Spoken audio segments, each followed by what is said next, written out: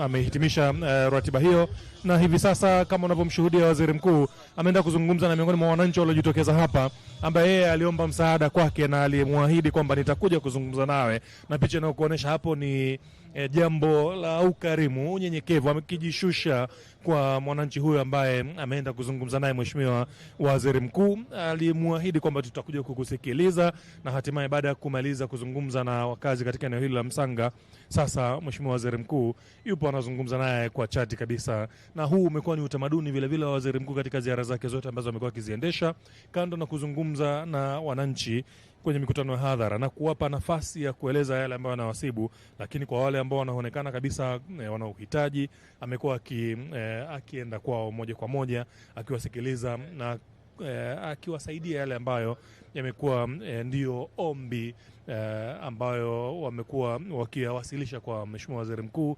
Na wapo ambao wamekuwa wakiomba viti mwendo, wamekuwa wakiomba vyombo vya usafiri kama pikipiki zenye matairi matatu maarufu zaidi kama bajaji, na kwa hapa ambacho kinaendelea pia ni ombi binafsi linalowasilishwa kwa Mheshimiwa waziri mkuu, na ndio mazungumzo yanayoendelea hivi sasa. Bila shaka huyo ni ndugu yake na mwananchi huyu ambaye amejitokeza hapa akisaidiwa pengine kwenye namna nyepesi ya mawasiliano na Mheshimiwa waziri mkuu. Ndivyo tunahitimisha matangazo haya. Kazi na utu, tunasonga mbele.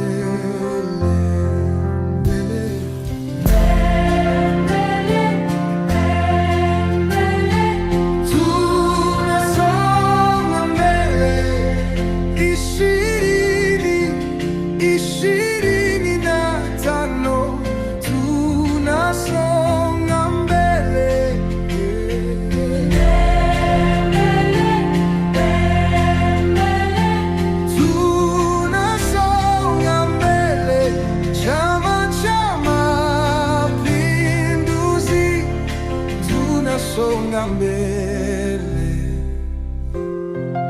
Kazi na utu,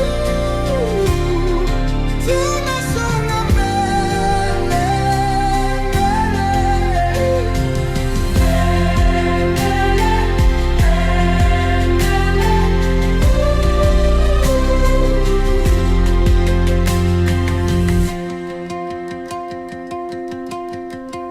Kazi